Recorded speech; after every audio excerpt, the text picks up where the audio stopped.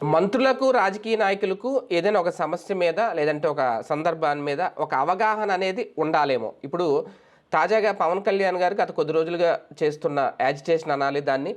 ఇప్పుడు ఫైనల్గా ఏదో కొండను తవ్వి ఎలకను పట్టారా అన్న చందంగా తేలిపోయింది. ఒక షిప్ను సీజ్ చేసేయమనే ఆదేశాలు జారీ చేశారు. దాని మీద మనం కూడా గతంలో చర్చించాం 2-3 సార్లు. ఎలా సాధ్యం అవుతుంది ఏంటి అనేది. చివరికి ఇప్పుడు కస్టమ్స్ అధికారులు చాలా క్లియర్గా చెప్పారు, షిప్ను సీజ్ చేయడం సాధ్యం కాదు. నిజంగా అందులో రేషన్ బియ్యం తరలిస్తున్నారని తెలిస్తే అది కూడా నిర్ధారిస్తే రేషన్ బియ్యం వరకు దాన్ని ఆపచ్చు, సీజ్ చేయొచ్చు. అయినా దానికి కూడా ఎన్ఓసి తీసుకునే లోడ్ చేస్తాం ఏదైనా. ఒకసారి షిప్లోకి వెళ్ళిన తర్వాత అందులో చాలా కంటైనర్స్ ఉంటాయి, ఇది ఒక్కటే ఉండదు. మొత్తం షిప్ను సీజ్ చేయడం అనేది సాధ్యం కాదు అనేది. కానీ ఆ డైలాగ్ చాలా ఫేమస్ అయిపోయింది. మొత్తం అందరికీ గూజ్ బంప్స్ వచ్చేసినాయి. పవన్ కళ్యాణ్ ఇలాగా అద్భుతం, అమోఘం అని. కానీ ఇప్పుడు అందరూ తలదించుకునే పరిస్థితి. ఇక్కడ ఓకే, దీన్ని తప్పు పట్టకూడదు, అలాగని దీన్ని ఏదో క్రిటిసైజ్ చేయడం కాదు నా ఉద్దేశం. కాకపోతే ఎక్కడ లోపం జరుగుతోంది? అంత సీరియస్గా డెసిషన్లు తీసుకునే పవన్ కళ్యాణ్ గారికి ఎవరైనా రాంగ్ ఫీడ్బ్యాక్ ఇస్తున్నారా, లేదంటే ఆయనకే అవగాహన లేక తొందరపడిపోయి ఇలా బొక్కబోర్లా పడే సందర్భాన్ని, పరిస్థితిని తీసి తెచ్చుకుంటున్నారా? ఏం జరుగుతోంది? ఇదే అంశం మీద చర్చించే ప్రయత్నం చేద్దాం. సార్, మనం దీని గురించి మాట్లాడుకున్నాం. నిజంగా పీడిఎస్ బియ్యం అక్రమ రవాణా జరిగితే దాన్ని సీజ్ చేయడం తప్పులేదు. కానీ ఆయన తీసుకున్న స్టాండ్ ఒక రకంగా ఆయన తీసుకున్నదా, లేదంటే పక్కనున్న వాళ్ళు ఏమైనా రాంగ్ స్టెప్ ఆయనతో దగ్గరుండి వేపిస్తున్నారా?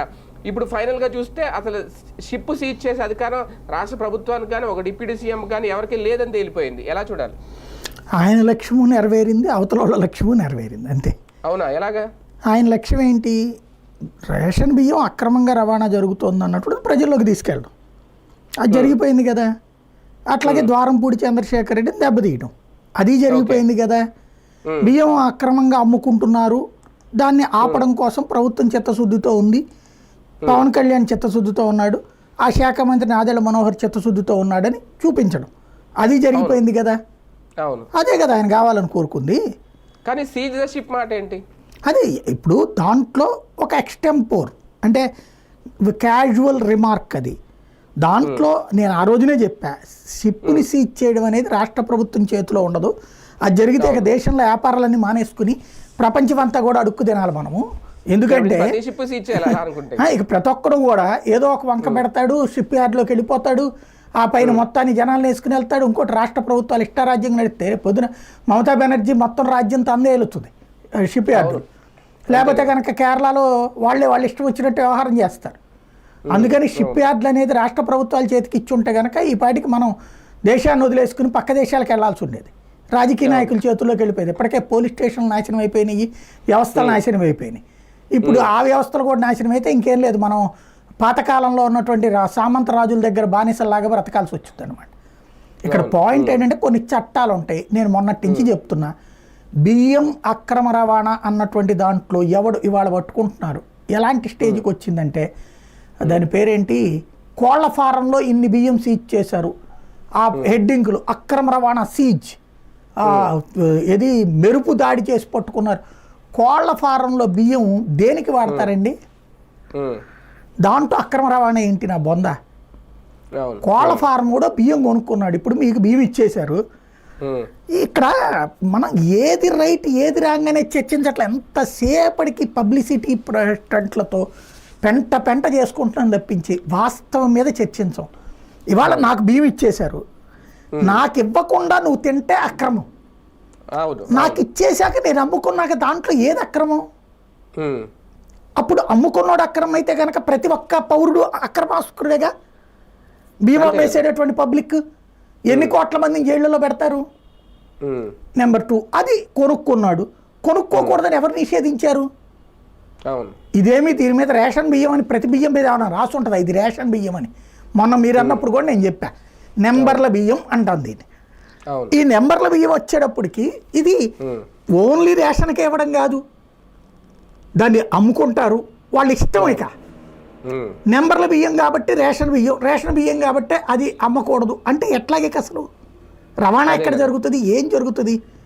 రెండవది, ఎప్పుడు దీంట్లో కుంభకోణం అనాలి అంటే ప్రజలకి పెట్టకుండా, ప్రజలకి ఇవ్వకుండా ఇచ్చినట్టు రికార్డుల్లో చూపించి చేసేది. ఇదివరకటి రోజుల్లో నాకు బాగా గుర్తు, రేషన్ షాప్కి వెళ్తే బియ్యం లేవని చెప్పేసేసి దాని బదులు ఓ పంచదార ప్యాకెట్టో ఒక దాన్ని ఏమంటారు చింతపండు, బెల్లము ఇట్లాంటివి ఇచ్చేవాళ్ళు. అవును. తర్వాత రోజుల్లో కొన్ని చోట్ల ఏం జరిగేది, ఈ బియ్యం తీసుకెళ్ళి రేషన్ షాప్ వాళ్ళకి ఈ బియ్యం ఇచ్చేసి ఒక అరకిలో బెల్లము, ఒక కేజీ పందారో కట్టించుకుపోయేవాళ్ళు, చింతపండు కట్టించుకుపోయేవాళ్ళు. అవును. దానికోసం సపరేట్గా ఉండేవి అట్లాంటి ప్యాకెట్లు కూడా. ఏది 20 కిలోల బియ్యం ఇస్తే 1 కిలో బెల్లం, లేకపోతే 2 కిలోల పంచదార, ఇట్లాగా ప్రత్యేక ప్యాకెట్లు కట్టి ఉండేవాళ్ళు. దాంట్లో కూడా మళ్ళీ 100-150 గ్రాములు తగ్గించి ఉంచేవాళ్ళు వ్యాపారం. అవును. అవును. అవును. అట్లాంటిది దాంట్లో కూడా వీళ్ళు విల్లింగ్ఫుల్గా ఇస్తున్నారు, వాళ్ళు విల్లింగ్ఫుల్గా కొనుక్కుంటున్నారు. ఇప్పుడు దాంట్లో నుంచి ఎక్స్పోర్టర్ దగ్గరికి పోతుంది. ఈ సరుకు ఎట్లా వెళ్ళాలి? గాల్లో నుంచి ఏమన్నా వెళ్తుందా? వెళ్ళదు. బై రోడ్డే వెళ్తుంది. బై రోడ్డే వెళ్ళినప్పుడు దారిలో ఆపాలి. చెక్ పోస్టులు ఎవరు పెట్టారు? ఈ ప్రభుత్వమే కదా పెట్టింది. అవును. మరి ఈ ప్రభుత్వంలో ఉండగానే కదా అక్కడ ఇప్పుడు లోడింగ్ ఎప్పుడైంది? ఇది జగన్ టైంలోనా? ఇప్పుడు ప్రస్తుతం ఎవరు అధికారంలో ఉన్నారు? బాబు ప్రభుత్వమే కదా అధికారంలో ఉంది. గత 6 నెలల నుండి సీజ్ చేస్తుంది నాదెళ్ల మనోహరే కదా. అప్పుడే కదా, అప్పటి నుంచి ఇప్పటిదాకా సీజ్ చేస్తూనే ఉన్నారు కదా. అప్పటి నుండి ఇప్పటిదాకా సివిల్ సప్లైస్ కార్పొరేషన్ ఆయన కూడా జనసేన ఆయనే కదా. మరి అంతా వీళ్ళే కదా ఉంది. అయినా షిప్లోకి బియ్యం వెళ్ళిందంటే ఎవరిని అనాలే? అదే కదా. అప్పుడు జగన్ మేధావే, ద్వారంపూడి మేధావే, లేకపోతే ఇంకెవడ మేధావిత్వం? అదే సార్, ఇప్పుడు కస్టమ్స్ ఆయన చెప్పిన దాన్ని బట్టి చూస్తే ఎన్ఓసి లేకుండా మేము షిప్లోకి ఏది పంపించాం అన్నారు చాలా క్లియర్గా. ఎన్ఓసి ఎవరిస్తారు? పౌర సరఫరాల శాఖ ఇస్తుంది. ఇక షిప్లోకి వెళ్ళిపోయి ఎన్ఓసి ఇచ్చేసారంటే మళ్ళీ ఇప్పుడు వాళ్ళు వెళ్ళి దీన్ని సీజ్ చేయాలి అనుకున్నారు అంటే అది ఎంత అవగాహన కనిపిస్తోంది అక్కడ? ఇప్పుడు చట్టం తెలియాలా లేదా అవగాహన ఉండాలి. తెలిసినోడికి చెప్పచ్చు, తెలియనోడికి చెప్పచ్చు. తెలియనోడికి ఏం చెప్తాం? ఇందులో వాళ్ళు సీజ్ చేశారండి, చేసిన తర్వాత వీళ్ళు కోర్టుకు వెళ్ళారు, అది మేము కొనుక్కున్నామండి సోన్సో వాళ్ళ దగ్గర అని చెప్పేసి. కాదండి ఇది అక్రమం అని ప్రభుత్వం వాదించింది.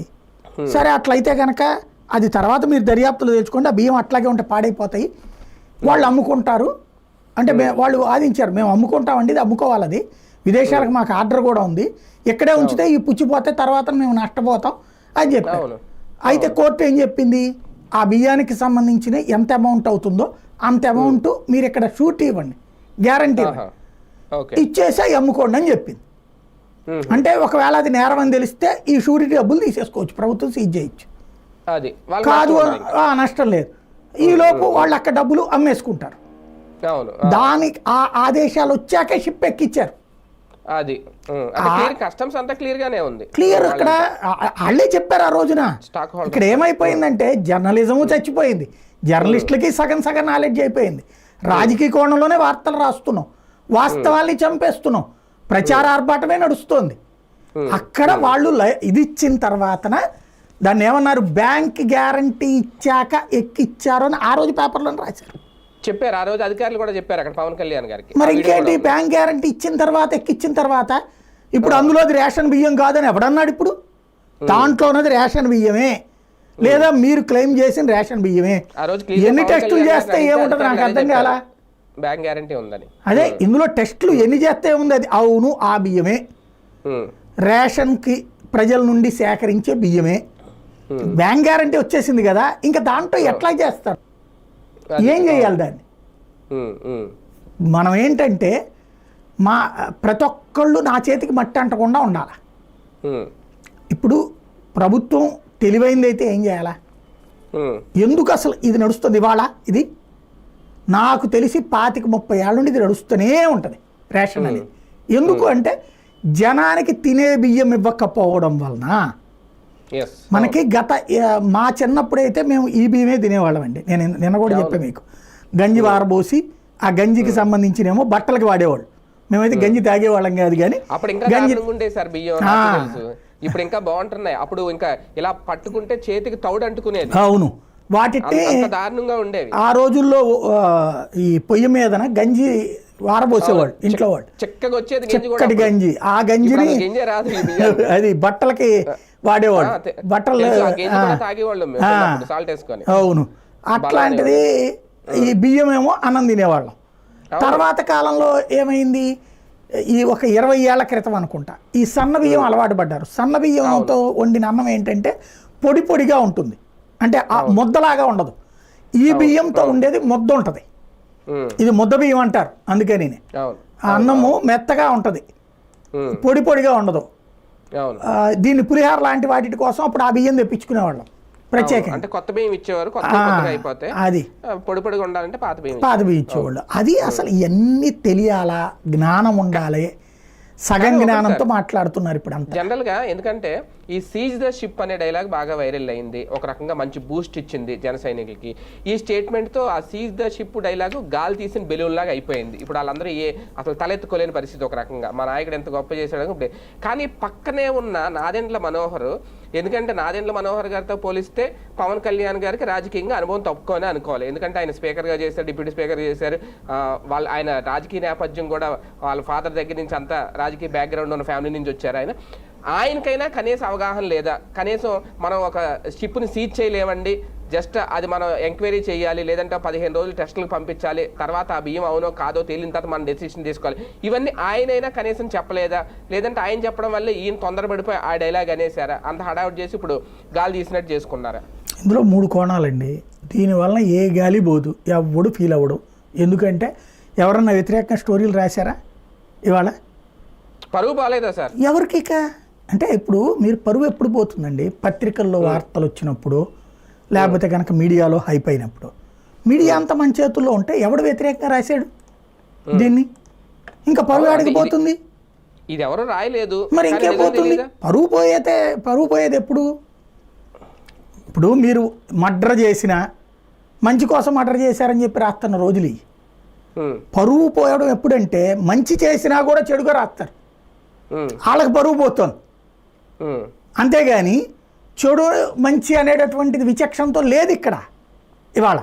ఇవాళ ఏ జన సైనికుడైనా సగరంగా యాస్ మా వాడు వెళ్ళాడు, కుమ్మాడు, భయ వణికిచ్చాడు, ఆ తర్వాత వాళ్ళు సీజ్ వాళ్ళేదో వాళ్ళ సావేదాళ్ళు చెప్తారా అంతే. మన అన్న కొట్టాడు, పోసుకుంటున్నాడు ఒక్కొక్కడు వైఎస్ఆర్ కాంగ్రెస్ పార్టీ కూడా ఇదే భాషలో ఉన్నారు. మరి ఇంకేముంది? కాబట్టి ఆ పరువు సంగతి వదిలేసేయండి.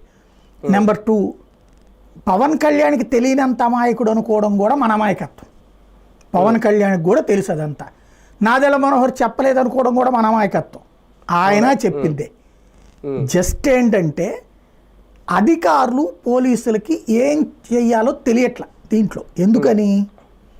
ఇదివరకటి రోజుల్లో దీంట్లో ఏమనాలంటే 60-40 లేదా 70-30. వీళ్ళందరూ వ్యాపారులు, అన్ని పార్టీల వాళ్ళు ఉంటారండి. లేదా పార్టీల వాళ్ళే వ్యాపారాలు చేస్తూ ఉంటారు అనుకోవాలి. నా దృష్టిలో అయితే వీళ్ళు సగటు వ్యాపారులు. వీళ్ళు ఏదో రాజకీయ పార్టీలో మెంబర్షిప్ ఉంటుంది, వాళ్ళది మెయిన్ సంపాదన వ్యాపారమే. ఇందులో వైఎస్ఆర్ కాంగ్రెస్ పార్టీ అని తెలుగుదేశం వాళ్ళు దూరంగా ఉంటాం, తెలుగుదేశం అని వైసీపీ దూరం ఉండడం, వీళ్ళందరూ కలిసి ఒక రింగ్ అయ్యినే చేస్తారు. నాకంటే మీకే ఎక్కువ తెలుసా, కాకినాడ దగ్గర వ్యాపారాల్లో అన్ని పార్టీలు తెలాపాపం తలాపిడికిడే. దాంట్లో ఏమవుతుంది, ఎవరు అధికారంలో ఉంటే వాళ్ళు 60 పైసలు, వీళ్ళు 40 పైసలు తీసుకుంటారు. ఇప్పుడు 70-30 అంటున్నారు. అట్లా వీళ్ళందరూ పాత్రదారులే. ఇందులో జనసేనకి పాత్ర లేదు. ఇంటర్నల్ ఒప్పందాలు ఉంటాయంట రాజకీయాల్లో. బేసిక్గా ఇందులో జనసేనకి పాత్ర లేదు. తెలుగుదేశం పార్టీ, వైఎస్ఆర్ కాంగ్రెస్ పార్టీ వాళ్ళకిద్దరికీ తెలుసు, ఇద్దరు అధికారంలో ఉన్నోళ్లే కాబట్టి వాళ్ళు చేసుకుంటున్నది. ఇక్కడ జనసేన బయటపెట్టిన కుంభకోణం ఇది. టీడీపీ సేఫ్ గేమ్ ఆడిందని ఎంతవరకు అనుకోవచ్చు ఈ వ్యవహారంలో? అంతే కదా. ఇప్పుడు దీంట్లో రూల్ ప్రకారం కమిటీ వేసారు, పవన్ కళ్యాణ్ని సాటిస్ఫై చేయడానికి కమిటీ వేశారు. వాళ్ళు ఎవరో 4-5 అరెస్ట్ చేస్తారు, మళ్ళీ వాళ్ళు బెయిల్ వచ్చేద్ది కోర్టుల్లో. ఎందుకంటే దీన్ని కుంభకోణం అని చెప్పి చూపెట్టడానికి సమస్య. బేసిక్గా ఇక్కడ అతిపెద్దదైనటువంటి లాజికల్ ఫెయిల్యూర్ అలా ఏంటంటే, రైతు దగ్గర నుండి ధాన్యం సేకరణ ప్రభుత్వం చేపట్టి, అంటే నేను అనేది ఏంటంటే నిజంగా పరిష్కరించదలుచుకుంటే రేషన్ తీసుకునే ప్రతి ఒక్కళ్ళకి ఆ డబ్బులు ఇచ్చేయండి, 43 రూపాయలు. నెంబర్ 1. అట్లాగే ధాన్యం రైతు నుంచి సేకరిస్తారు కదా, ఈ సేకరించేది 1800, 2200 ఎంత ఉంది కదా, ఈ డబ్బులు ఆ రైతుకి ఇచ్చేసేయండి. ఇచ్చేసి మొత్తం రాష్ట్ర ప్రభుత్వమే తీసుకోండి. వీళ్ళు సంపద సృష్టి అంటారు కదా, సంపద సృష్టికి టిప్పులు చెప్పంటున్నారు కదా, నేను చెప్తున్న టిప్పు ఈ మొత్తం డబ్బులంతా కలిపేసేసి ఇప్పుడు ఈ 43 రూపాయలు ఉంది కదా, ఈ 43 రూపాయలు మీ కేజీకి 10 రూపాయలు మేము ఇస్తామని చెప్పండి. పబ్లిక్. ఎందుకు మీరు 10కే అమ్ముకుంటున్నారు కదా అని. లేదా ఇంకో 5 రూపాయలు చెప్పండి, 15 రూపాయలు వాళ్ళకి ఇవ్వండి పబ్లిక్కి, 28 రూపాయలు మీరు సంపాదించుకోండి, డబ్బులు అట్టు పెట్టుకోండి. ఇటు పబ్లిక్ సంతృప్తి, మీకు సంపద సృష్టి. ఎందుకు 1,50,00,000 కార్డులు ఇంటూ 4 వేసుకోండి, లేదా 3 వేసుకోండి, 4.5 కోట్లు. 4.5 కోట్లు ఇంటూ 23 రూపాయలు మిగిలిందంటే ఎంత మిగిలిపోయినట్టు నెలకి? ఇది మిగిలినట్టే కదా, ఇది సంపద మిగిలినట్టే కదా. నెంబర్ 1. నెంబర్ 2, ఈ జనాల దగ్గర నుంచి 1,800 రూపాయలు కాదు 2,000 ఇచ్చి తీసుకోండి రైతుల దగ్గర. మొత్తం లారీలన్నీ మీరే తీసుకోండి, లారీలో వాళ్ళకి ఉపాధి దొరుకుతుంది. ఈ ధాన్యం అంతా తీసేసుకోండి ప్రభుత్వం, మొత్తాన్ని మిల్లర్లతో ఏమిచ్చండి. ప్రతి క్వింటాకి 70 కిలోలు వస్తుంది కదా, 75 కిలోలు 80 కిలోలు వస్తుంది కదా. తౌడు ఓక నౌక వాళ్ళు తీసుకుంటారు, 80 కిలోలు వస్తుంది కదా. ఈ మొత్తం బియ్యాన్ని మీరే ఆఫ్రికాకి అమ్మేయండి, మీరే ఏజెన్సీ పెట్టి ఆఫ్రికాకి అమ్మేయండి. 70 రూపాయలు వస్తుంది కదా అక్కడ మీకు, ఇక్కడ 20 రూపాయలు మీరు కొంటున్నారు, 70 రూపాయలు దొరుకుతుంది, 50 రూపాయలు లాభం. ఇది ఇందులో సంపద సృష్టి వచ్చిందిగా. మధ్యవర్తికి ఎలాంటి ప్రయోజనం లేని సంపద సృష్టి చెప్తున్నారు మీరు, దాన్ని ఎలా అంగీకరిస్తారు? మరి అదే కదా మధ్యవర్తి అంటే ఎవడు? దళారి అంటే రాజకీయ నాయకుడు. అంతే, అంటే రాజకీయ నాయకులు తింటా మరి జనాలకు ఎందుకు ఈ సొల్లి కబుర్లు? నేరుగా ప్రభుత్వానికి లబ్ధిదారికి మధ్యలో ఎలాంటి లింక్ లేకుండా చేసిన వ్యవస్థనే కదా పక్కన పెట్టారు మన వద్దని. మరి అదే కదా ఇప్పుడు నేను అంటే మళ్ళీ ఇలాంటి దాన్ని ఎలా స్వాగతిస్తారు, అది యాక్సెప్ట్ చేస్తారు? అప్పుడు మరి ఇంకా దాంట్లో చిత్తశుద్ధి నిజాయితీ గురించి పోచుకోవాలి కబుర్లు ఎందుకు మనకి? కానీ ఒకటి సార్, షిప్ విషయంలో కానీ బియ్యం విషయంలో కానీ ఓకే, కొత్త అంశాన్ని అయితే తీసుకొచ్చారు పవన్ కళ్యాణ్ గారు అనేది. ఇప్పుడు షిప్ అన్నారు, వాస్తవానికి మాకు ఇదే గోదావరి జిల్లాలో ద్వారపూడి అని ఒక రైల్వే స్టేషన్ ఉంటుంది, మీకు తెలుసో లేదో. అక్కడ ఇంపోర్ట్ అండ్ ఎక్స్పోర్ట్ కూడా అనుమతి ఉంది. అక్కడ వ్యాగన్స్కి ఇటువంటి బియ్యాన్ని, నేను రేషన్ బియ్యం అని అన్న కానీ లోడ్ చేస్తారు, దిగుమతి చేస్తారు. రేపొద్దున్న ఇలా ప్రతిదాన్ని చెక్ చేసుకుంటూ పోతారా రేపొద్దున్న? అంటే అక్రమాన్ని అరికట్టాలి అంటే నిజంగా పవన్ కళ్యాణ్ గారు ఈ స్టాండ్ ఇలా కంటిన్యూ చేస్తారా? ఈ తగిలిన దెబ్బతో ఇంకా ఎంతటితో పులి స్టాప్ పెడితే మంచిదా? ఏం లేదండి, ఇక్కడ బేసిక్గా రాజకీయం చుట్టూతో ఉన్నంతసేపు వ్యాపారాలు నాశనం అవుతాయి, పరిశ్రమలు నాశనం అవుతాయి, షిప్ యార్డ్ కూడా నాశనం అవుతుంది. ఇప్పుడు అక్కడ 10,000 కుటుంబాలు ఏమో బతుకుతున్నట్టున్నారు, వాళ్ళకి ఇది పెద్ద తలనొప్పి రోజు. వ్యాపారాలు చేయరు రేపు పొద్దున. వ్యాపారాలు చేసేవాడు కాకినాడ పోర్ట్ లేకపోతే దేశంలో పోర్ట్ ఏం లేదేంది? అవతల విశాఖపట్నం పోర్టు, రేపు పొద్దున విశాఖపట్నం పోర్టు కూడా వీళ్ళు ఇబ్బంది పెట్టారనుకోండి, ఆంధ్రాలో పోర్టు వదిలేసి పక్క రాష్ట్రం పోర్టులకు పోతాడు. ఎవడు వ్యాపారం అనుకుంటాడు బేసిక్గా? రెండవది, ఇది అక్రమం అంటే నేను ఇందాక నుంచి చెప్తుంది అదే, లేదా మొదటి నుంచి చెప్తుంది అదే. అక్రమం అనేది ఎర్రచందనం చేశారు. ఎట్లా వెళ్ళింది ఎర్రచందనం? నిషేధిత జాబితాలో లేదు కాబట్టి పోయింది, అంతే కదా. నిషేధిత జాబితాలో ఒక రేషన్ బియ్యం చేర్చు నువ్వు దమ్ముంటే. కేంద్ర ప్రభుత్వం చేత చేర్పించాలి. కేంద్ర ప్రభుత్వం ఇవాళ నిషేధిత జాబితా ఏంటంటే బియ్యంలో దాన్ని ఏమంటారు, మన బిర్యానీ రైస్ మాత్రమే నిషేధం ఉంది. అది తప్పి బాస్మతి రైస్, సరే బాస్మతి రైస్ ఒక్కటి మాత్రమే నిషేధం ఉంది. మిగతా ఏ రకం బియ్యమైనా నువ్వు పంపించుకోవచ్చు.